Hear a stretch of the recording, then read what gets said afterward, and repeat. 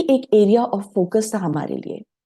तो क्या होता है ये इंसुलिन रेजिस्टेंस, कैसे वो हेल्प कर सकता है हमारे लाइफ स्पैन को इम्पैक्ट करने में, हमारी हेल्थ स्पैन को बढ़ाने में, आज हम वो जानेंगे। तो सबसे पहले, जैसे दीपांजन जी ने बताया कि हमारे हेल्थ स्पैन को बढ़ाना है, लाइफ स्पैन और हेल्थ स्पैन में क्या डिफरेंस होता है। अगर मैं बात करूँ लाइफ स्पैन की, मतलब आप कितना, कोई भी व्यक्ति कितने सालों तक लाइफ जी रहा है, वो होता है लाइफ स्पैन। लेकिन हेल्थ स्पैन, वो जितने भी साल जी रहा है उसमें कितने साल वो हेल्दी और डिजीज फ्री स्टेज में जी रहा है, वो इंपॉर्टेंट होता है, वो होता है हेल्थ स्पैन। अगर हम करंट सिनेरियो की बात करें, अगर मैं आपको बताऊं कि हमारे आज के समय में हम देखें, तो हमारा नॉर्मल एजिंग में, let me share my pointer. हमारी जैसे नॉर्मल एजिंग आज के करंट सिनेरियो में होता है, जहां पर हम जैसे जैसे एज में एडवांस करते हैं, कोई ना कोई किसी भी प्रकार का कोई हेल्थ का कंडीशन या कोई मेटाबॉलिक फ्लक्चुएशन जल्दी आ जाता है, राइट। ये हम सब एक्सपीरियंस करते हैं। जबकि हमारा जो मेन एम होना चाहिए, वो क्या होना चाहिए, अगर यहाँ बात करूं, हेल्थ स्पैन आपका पुअर से ऑप्टिमल की तरफ बढ़ना चाहिए, राइट। और साथ ही साथ जैसे जैसे आपकी एज बढ़ रही है, उसमें भी इंप्रूवमेंट आपका हेल्थ में होना चाहिए। तो ये एक डायरेक्ट ग्राफ है। लेकिन जहां हम मिडिल एज और इनफैक्ट कभी कभार तो उससे पहले भी, ये हमारा हेल्थ जो होता है वो पुअर की तरफ आने लगता है। हमको क्या करना है, इस जो ये गैप है इसको बढ़ना है। जैसे जैसे हम एज करें, उसके साथ साथ हेल्थ भी हमारा ऑप्टिमल होते होते फिर डिक्लाइन हो, नेचुरल तरीके से, ना कि अनहेल्दी तरीके से। तो हमें इस गैप को एक्सपैंड करना है, यही हमारा मेजर फोकस होना चाहिए। तो हम लाइफ लीड करें, वो क्वालिटी लाइफ लीड करें, ताकि हम ऑप्टिमल लॉन्गिविटी की तरफ बढ़े। व्हाट इज ऑप्टिमल लॉन्गिविटी, मतलब ऐसी लॉन्ग लाइफ, ऐसा एक, जब आप लंबे सालों तक जिए, इस प्रकार से जिए कि आपका जो लाइफ है वो हेल्दी हो, आप फंक्शनल अच्छी तरीके से हो, आप एक्टिव रहें, आप इंडिपेंडेंट रहें, जैसे डॉक्टर श्याम ने कहा इंडिपेंडेंस, राइट। वो होती है एक ऑप्टिमल लॉन्गिविटी, जिसमें आप अपनी लाइफ की क्वालिटी को भी बढ़ा रहे हैं, rather than just the quantity. तो कैसे इस हेल्थ स्पैन को इंसुलिन इफेक्ट करता है, वो देखते हैं। सबसे पहले मेटाबॉलिज्म। हम हर दिन किसी न किसी प्रकार से जब भी सेशन ले रहे हैं, हम देख रहे हैं कि हमारा जो टॉपिक है या जो भी हम कर रहे हैं, हम उसको अल्टीमेटली लीड कर रहे हैं या एसोसिएट कर रहे हैं एक हेल्दी मेटाबॉलिज्म से। क्यों? क्योंकि मेटाबॉलिज्म ही है, वो एक क्रूशियल फैक्टर है। आपके सेल्स, जो भी शरीर का जो कण कण में जो सेल्स हैं, उनका जो एक फंडामेंटल फंक्शन है, वो क्या है? Metabolism, right. उसी ही से ही सेल्स मेंटेन रहते हैं, अलाइव रहते हैं, अपने आप को रिपेयर करते हैं। साथ ही साथ में हमको अलाइव रखते हैं, हमारा मेंटेनेंस, हमारे रिपेयर में हेल्पफुल होते हैं। वो एनर्जी प्रोडक्शन करते हैं, वो न्यूट्रिएंट्स का एक बैलेंस बना के रखते हैं, कितना न्यूट्रिएंट्स आना है, कितना न्यूट्रिएंट्स जाना है, उसको रेगुलेट करने के लिए किस प्रकार के हॉर्मोन्स चाहिए, इन्फ्लेमेशन को कम करना, ऑक्सीडेटिव स्ट्रेस को कम करना, ये सारा फंक्शन मेटाबॉलिज्म का है। सो आपने, हम सब जान रहे हैं, जब मेटाबॉलिक डिसऑर्डर्स होते हैं या फ्लक्चुएशन होता है, तो वो हमारी हेल्थ को इफेक्ट करता है, यानी हेल्थ स्पैन को कम करता है, राइट। तो इंसुलिन इस मेटाबॉलिज्म का एक सेंटर पार्ट है।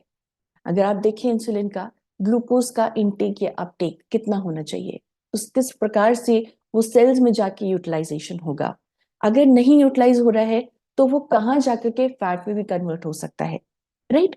वो हॉर्मोन्स, आपका इंसुलिन लेवल, ग्लूकागन लेवल, कितने हॉर्मोन्स को भी वो इफेक्ट करता है, राइट। फैट का मेटाबॉलिज्म जैसे हमने देखा, एपेटाइट को इफेक्ट करता है, कितने सारे। और इनफैक्ट हम बोलते हैं कि इंसुलिन रेजिस्टेंस एक मेजर की फैक्टर है जो आपकी मेटाबॉलिक हेल्थ को डिटरमाइन करता है। आपके जो मेटाबॉलिक फ्लक्चुएशंस होते हैं, जैसे आपका एलिवेटेड ब्लड ग्लूकोज लेवल या एलिवेटेड कोलेस्ट्रॉल लेवल्स, वो इफेक्ट किससे हो रहे हैं? आपके इंसुलिन की वजह से। सो इंसुलिन रेजिस्टेंस बेसिकली, इंसुलिन इस वजह से हम बोलते हैं कि वो एक मेटाबॉलिज्म का एक मेजर पार्ट है, जो आपके मेटाबॉलिज्म को अफेक्ट करता है। तो इंसुलिन ना सिर्फ क्योंकि वो ग्लूकोज के मेटाबॉलिज्म को करता है, वो अलग अलग और भी ऑर्गन्स को इफेक्ट करता है।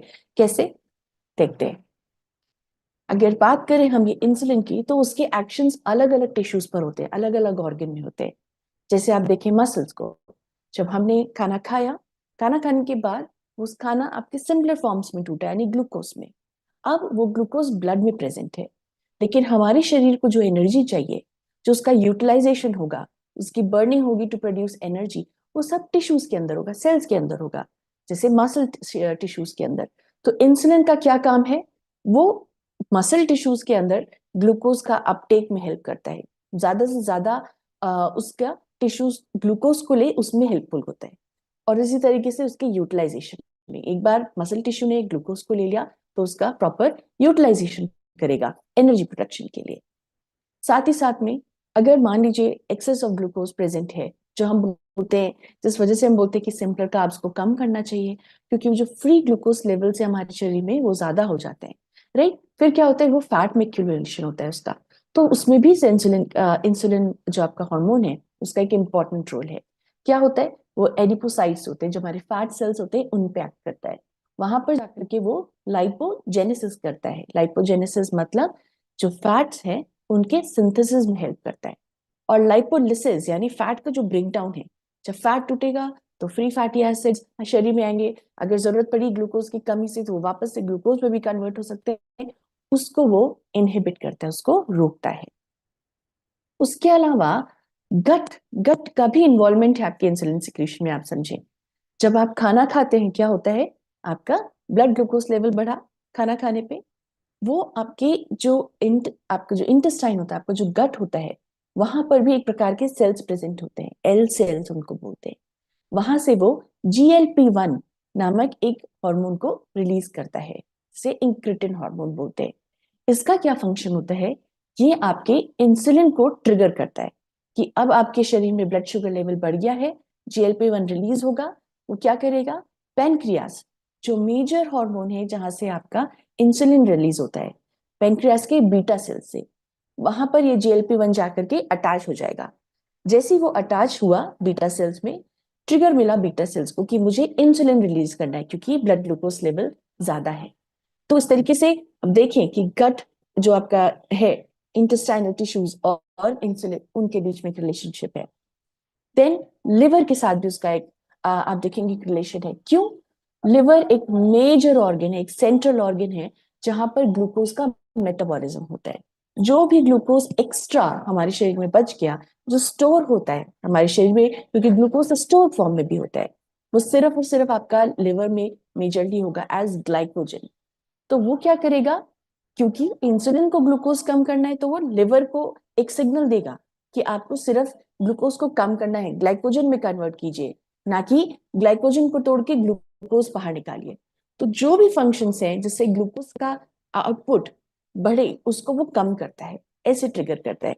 चाहे वो ग्लूकोज ग्लाइकोजन का टूटना हो या आपका नया ग्लूकोज का बनना हो थ्रू ग्लूकोनियोजेनेसिस, उन सबको वो रिड्यूस कर देता है। उसके साथ ही साथ ब्रेन में भी ग्लूकोज अपटेक को बढ़ाता है।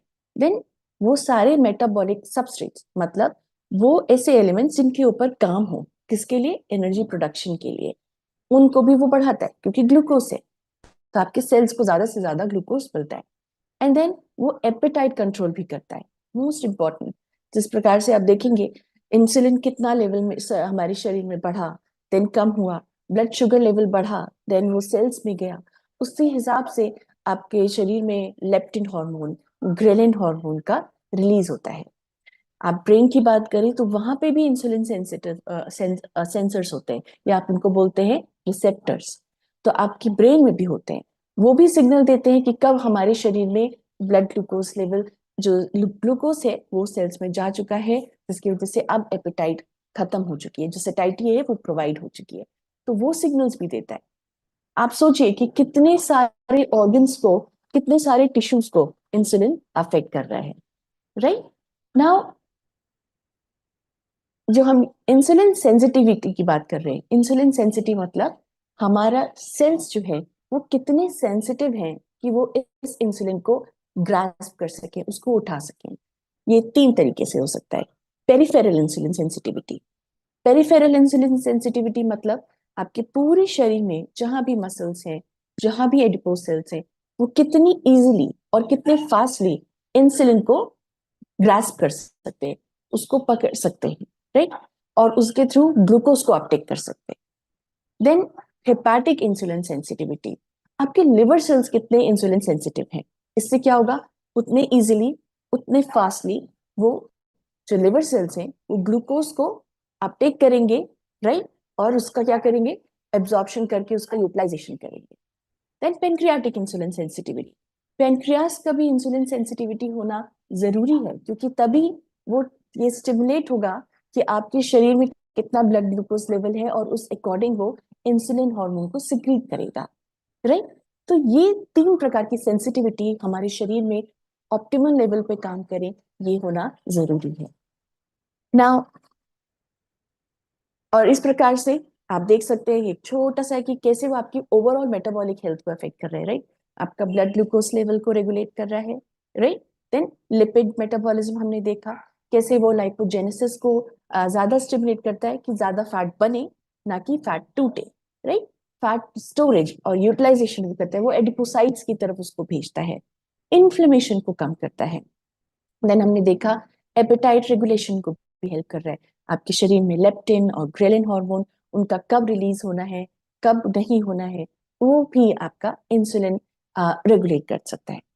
देन इसकी वजह से जब आपका blood glucose, blood cholesterol levels को जब वो रेगुलेट कर पा रहा है, तो वो कहीं ना कहीं इनडायरेक्टली आपकी ओवरऑल बॉडी कॉम्पोजिशन को असर कर सकता है, राइट।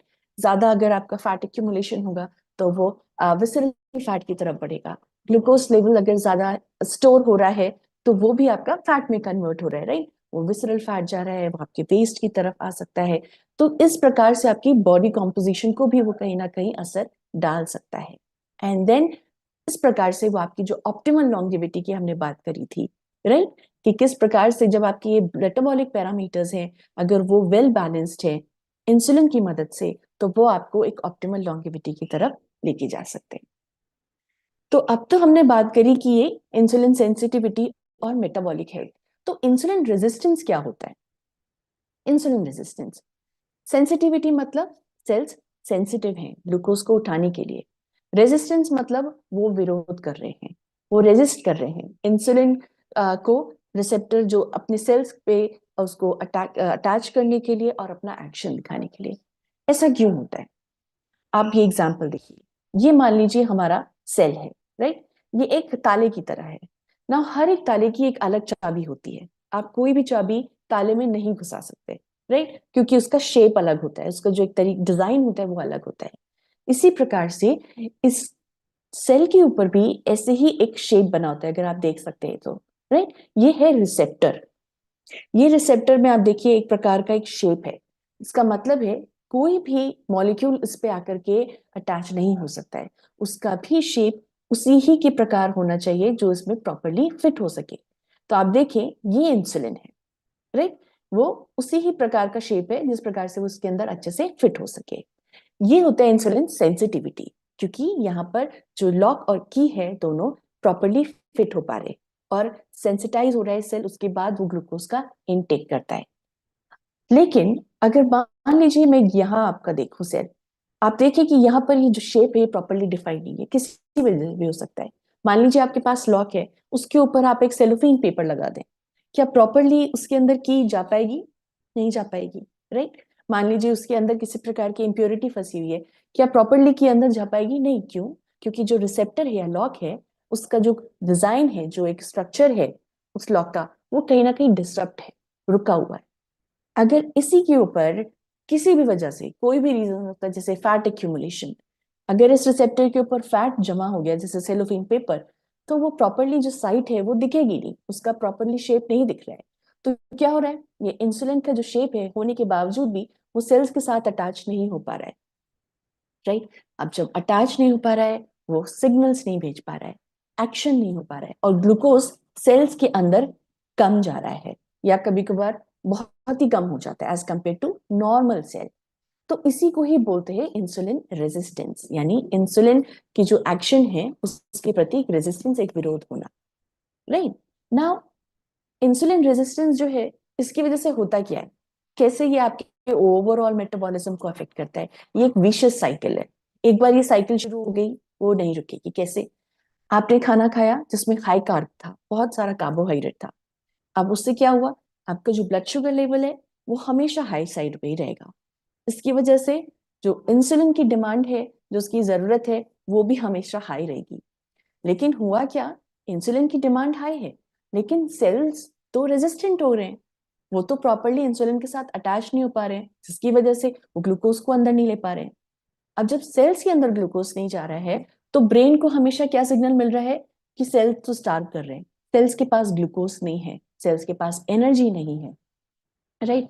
जो शुगर है इंटर्न, वो भी क्योंकि शुगर सेल के अंदर नहीं जा रही है, वो एक्स्ट्रा फैट की तरह एक्यूमुलेट हो रही है, जबकि सेल्स दूसरी जगह पर स्टार्व हो रहे हैं। अब उससे क्या होगा, आपकी भूख लगनी शुरू हो जाएगी, राइट। ब्रेन को सिग्नल मिल रहा है आप और खाएं। देन सेल स्टार हो रहे हैं तो आप थकान फील करेंगे, आपको भूख लगेगी, आप कोई भी काम करेंगे आपको फटीग लगेगा, तो उससे क्या होगा, आप वापस से खाने की तरफ जाएंगे। और अगेन अगर आप खाना हेल्दी खा रहे हैं तो ये साइकिल टूट सकती है, लेकिन अगर वापस से ही हाई कार्ब डाइट की तरफ जाएंगे या ओवर ईटिंग की तरफ जाएंगे तो वापस से वो साइकिल चलती ही रहेगी, राइट। तो इसी वजह से इस साइकिल को तोड़ना जरूरी होता है। वो आपके मेटाबॉलिज्म को अफेक्ट कर सकता है, वो आपकी हेल्थ स्पैन को अफेक्ट कर सकता है। सो इंसुलिन रेजिस्टेंस जेनेटिक्स भी हो सकता है, लेकिन सबसे इंपॉर्टेंट जो आपके कंट्रोल में है वो है एनवायरमेंटल फैक्टर्स, जैसे हाई शुगर या हाई फैट डाइट। हमने देखा कि कैसे वो blood glucose and blood fat levels को बढ़ा रहा है। देन फिजिकल इनएक्टिविटी, अगर आप फिजिकल इनएक्टिविटी होंगे, हम आगे भी देखेंगे कैसे वो इंसुलिन रेजिस्टेंस को अफेक्ट करता है। हाई बीएमआई, विसरल फैट का होना, एंड इनफैक्ट क्रॉनिक स्ट्रेस, क्योंकि वो भी हार्मोनल रेगुलेशंस को इम्बैलेंस करता है, जिसकी वजह से चांसेस ऑफ इंसुलिन रेजिस्टेंस ज्यादा हो जाते हैं। तो जो सवाल उठता है हमेशा कि क्या इंसुलिन सेंसिटिविटी वाकई में हेल्थ स्पैन को अफेक्ट कर सकती है, ये आप सवाल पूछ सकते हैं, लेकिन ये क्लिनिकली प्रूवन है कि कर सकती है। इसको ग्लोबल लेवल पर देखा गया है। आपने काफी बार सुना होगा नेशनल डायबिटीज प्रिवेंशन प्रोग्राम के बारे में, राइट। हमने काफी बार उसका जिक्र किया है। वो एक ऐसा प्रोग्राम था जो centre for disease control and prevention CDC द्वारा स्थापित किया गया था। उससे पहले भी नेशनल इंस्टीट्यूट ऑफ हेल्थ के द्वारा एक ऐसी स्टडी की गई थी जिसमें उन्होंने ये देखा कि क्या अलग अलग जो लाइफस्टाइल के फैक्टर्स होते हैं वो आपके जो आपकी जो डायबिटीज का है प्रिवेंशन हो सकता है, क्या डायबिटीज को डिले करा जा सकता है। तो इस प्रोग्राम में क्या है, मेन फोकस की डायबिटीज के जो ऑनसेट है उसको कैसे प्रिवेंट किया जा सके, उसको कैसे डिले किया जा सके। और अब हम सब जानते हैं कि जो इंसुलिन रेजिस्टेंस है वो एक मेजर फैक्टर है जो डायबिटीज कॉज करता है। तो इंसुलिन सेंसिटिविटी को एड्रेस करने के लिए कैसे इंसुलिन रेजिस्टेंस को खत्म किए जाए, उनके ये कुछ ऑब्जेक्टिव्स थे, राइट। उनके ये कुछ एम थे जिसके अराउंड आपका प्रोग्राम चल रहा था। जैसे आप हेल्दी खाना खाएं, राइट, एक्टिव रहें, खुद की मॉनिटरिंग करें, प्रॉब्लम सॉल्विंग अप्रोच हो, आपके बिहेवियरल में चेंज आए, stress management, positive, stay motivated.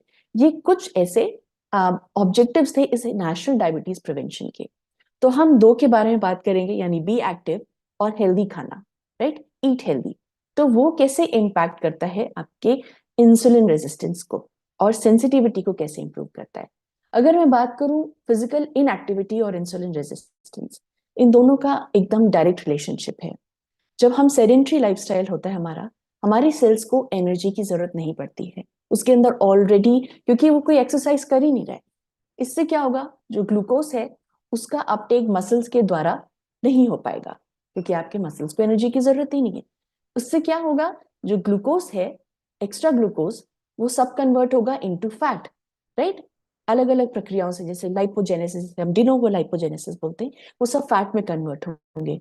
साथ ही साथ जो आपका एक्स्ट्रा जो फैटी एसिड्स है, फ्री फैटी एसिड्स है, वो हमारे ब्लड में, हमारे सीरम में, उनका कंटेंट भी बढ़ जाएगा, क्योंकि इतना ज्यादा हो गया है कि वो अब एडिपोसाइट टिश्यूज में नहीं आ पा रहा है। तो वो इवन ब्लड स्ट्रीम में भी आपको फ्री फैटी एसिड्स के फॉर्म में मिलेगा। जब इस प्रकार से फैट इतना एक्यूमुलेशन होगा तो क्या होगा, धीरे धीरे आपके हर एक हेल्दी सेल्स के ऊपर एक परत की तरह जम जाएगा, राइट। वो विसरल फैट जो हम बोलते हैं, एडिपोज टिश्यूज के अलावा भी वो अलग अलग जगह पे जमा हो रहा है। इसी की वजह से इंसुलिन रेजिस्टेंस बढ़ जाता है। जबकि अगर आप एक मेटाबॉलिकली हेल्दी की बात करें, एक ऐसा इंसान व्यक्ति की बात करें जो एक्टिव है, उसको क्या होगा, उसकी हर एक ऑर्गन को ग्लूकोज की जरूरत है, ग्लूकोज का अपटेक बढ़ेगा, जिसकी वजह से ओवरऑल जो हमारा फैट का प्रोडक्शन है, स्टोरेज हो रहा है, अपटेक हो रहा है, वो कम हो जाएगा। इससे आपकी इंसुलिन सेंसिटिविटी बढ़ेगी। दूसरी अगर मैं बात करूं कैलोरी डिफिसिट डाइट की, अगर आप ज्यादा कैलोरी ले रहे हैं फूड में, क्या होगा उससे? बीटा सेल्स की, अगर हम पेनक्रियास की बात करें, बीटा सेल के फंक्शन में और जिसका मास है, क्योंकि वो कितना किस अगर इंसुलिन रेजिस्टेंस ज्यादा हो रहा है बिकॉज ऑफ ओवर न्यूट्रिशन, तो वो एक लिमिट तक ही कंटिन्यूसली इंसुलिन प्रोवाइड कर सकता है, लेकिन धीरे धीरे वो भी एक डीकम्पेंसेटेड स्टेज पे पहुंच जाएगा, यानी इससे ज्यादा वो कम्पेंसेट नहीं कर सकता आपकी इंसुलिन डिमांड को। जब कंटिन्यूसली वो इंसुलिन प्रोड्यूस कर रहा है लेकिन इंसुलिन रेजिस्टेंस की वजह से वो आपके सेल्स तक नहीं पहुंच रहे, फिर क्या होगा? जो बीटा सेल्स हैं उनका फंक्शन और उनका जो मास है वो कम हो जाएगा, और जो ग्लूकागन यानी जो ग्लूकोज बढ़ाने वाले जो हॉर्मोन्स है वो बढ़ेंगे, क्योंकि आपके सेल्स को तो अल्टीमेटली ग्लूकोज की जरूरत है, राइट? उसी प्रकार से लिवर में भी क्या होगा? फैट एक्यूमुलेशन ज्यादा होगा, राइट? जो पेनक्रियास, जो आपका ग्लूकोज होता है लेवल, जो आपके लिवर में प्रेजेंट होता है, हेपाटिक ग्लूकोज होते हैं, उसका भी कॉन्सेंट्रेशन बढ़ने लगेगा क्योंकि आपके सेल्स को जरूरत है। एडिपोसाइट्स में भी अब क्या हो रहा है? इनलार्जमेंट हो रहा है, फैट सेल्स बढ़ रहे हैं क्योंकि फैट एक्यूमुलेशन बढ़ रहा है, तो इसकी वजह से फ्री फैटी एसिड ज्यादा हो रहे हैं, इन्फ्लेमेशन ज्यादा हो रहा है, राइट? इसके साथ ही साथ मसल्स में भी फैट एक्यूमुलेशन हो रहा है, ग्लूकोज का अपटेक जो है वो कम हो गया क्योंकि इंसुलिन रेजिस्टेंस है, मसल सेल्स नहीं ले सकते। तो ये सारे होते हैं जब हम ओवर न्यूट्रिशन में हैं। लेकिन कैलोरी डिफिसिट से क्या हो सकता है? अगर आप कैलोरी रेस्ट्रिक्ट करते हैं तो जो भी हमारे शरीर में जो ग्लाइकोजन यानी स्टोर्ड फॉर्म है ग्लूकोज का, वो ज्यादा से ज्यादा यूज हो सकता है, राइट? ग्लूकोज ऑलरेडी हमारे शरीर में यूज हो रहा है, तो नया ग्लूकोज बनाने की जरूरत नहीं होगी क्योंकि जो भी स्टोर्ड फॉर्म है वही सारा यूज हो रहा है, राइट? उसके साथ लिवर के अंदर भी जो भी ग्लाइकोजन था वो सब यूज हो रहा है। जब आप कार्बोहाइड्रेट को लिमिट करते हैं तो वो आपके फैट के लेवल्स को भी कम करता है, राइट? उसके साथ ही साथ जब आप हाई प्रोटीन लेंगे इस कैलोरी डिफिसिट डाइट में भी, वो आपके पेनक्रियास के सेल्स को ज्यादा स्टिमुलेट करेगा। साथ ही साथ हमने देखा एपेटाइट का भी रिलेशन है। जब आप हाई प्रोटीन लेंगे तो वो आपकी भूख को बढ़ाएगा, सैटिस्फैक्शन को बढ़ाएगा, एपेटाइट का सप्रेशन होगा, यानी आपको भूख कम लगेगी, जिसकी वजह से भी वेट लॉस वेट लॉस में भी असर हो रहा है। तो आपके blood glucose, blood lipid profiles में, आपके एपेटाइट में, सब पे इम्पैक्ट डाल रहा है अगर आप कैलोरी डिफिसिट, हाई प्रोटीन और लिमिटेड कार्बोहाइड्रेट डाइट लेंगे। तो अल्टीमेटली क्या होगा?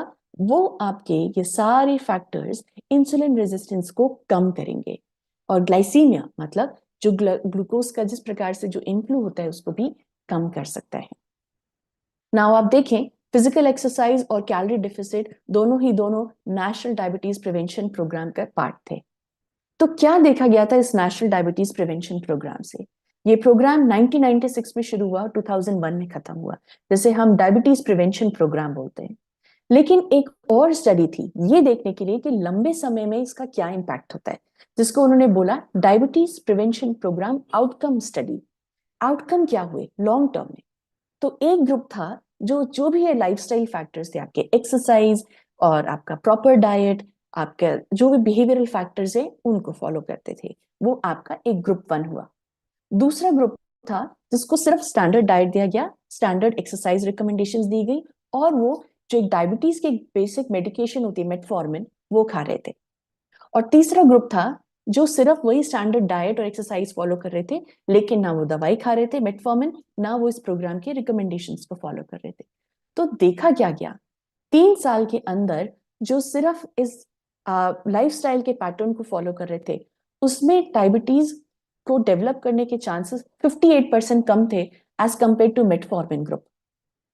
10 साल में देखा गया कि उनके अंदर जो डायबिटीज का डेवलपमेंट है वो 34% डिले हुआ as compare to metformin group, जहां पर 18% ही था सिर्फ। और 15 साल में क्या देखा गया कि उसके बाद भी जहां पर लोग proper diet exercise recommendations follow कर रहे थे, 150 minutes of walk per week और कैलोरी डेफिसिट डाइट, वहां पर भी इस डेवलपमेंट ऑफ डायबिटीज 27% कम था as compare to metformin group, जहां पर वो 18% था। तो आप देख सकते हैं कि किस प्रकार से, क्योंकि वो अल्टीमेटली टारगेट कर रहा था आपके इंसुलिन रेजिस्टेंस को। अगर आपने इन लाइफस्टाइल फैक्टर्स के साथ फिजिकल एक्टिविटी और कैलोरी डेफिसिट डाइट के साथ फॉलो किया तो उसके ऐसे रहते। ना कि सिर्फ ये, एक और स्टडी जो पब्लिश हुई थी न्यूट्रिएंट्स 2021 में, दाचिंग स्टडी, वहां पर भी लॉन्ग टर्म इफेक्ट देखा गया कि अगर आप लाइफस्टाइल मॉडिफिकेशन करते हैं तो उसका क्या असर पड़ता है आपके इंसुलिन रेजिस्टेंस पे और बाकी कॉम्प्लिकेशंस पे। तो उन्होंने देखा कि वहां पर डिले जो हो रहा है वो 3.96 ईयर्स का डायबिटीज का डिले हो रहा है।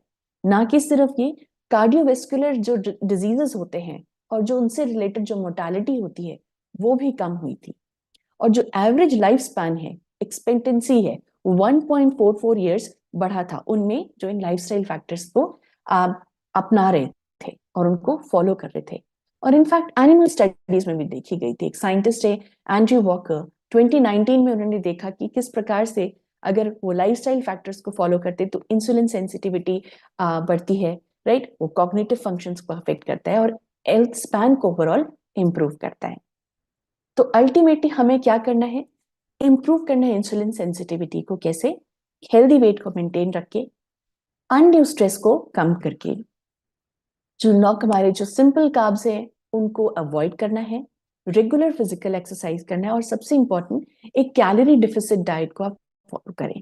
हमेशा एक ब्लू जोन का जो एक आप मैकेनिज्म है, आगे कुछ सेशंस में आप देखेंगे हम ब्लू जोन फिलोसफी के बारे में बात करेंगे। उसमें हमेशा कहा जाता है कि अगर आपको 100 ईयर्स तक जीना है तो आपको सिर्फ उतना खाना है जिससे आपका 80% तक पेट भरे, 100% तक नहीं, क्योंकि वो आपको एक्टिव रखता है। और आगे डिटेल में पढ़ेंगे। तो हमेशा एक कैलोरी डेफिसिट डाइट को आपको मेंटेन करना है।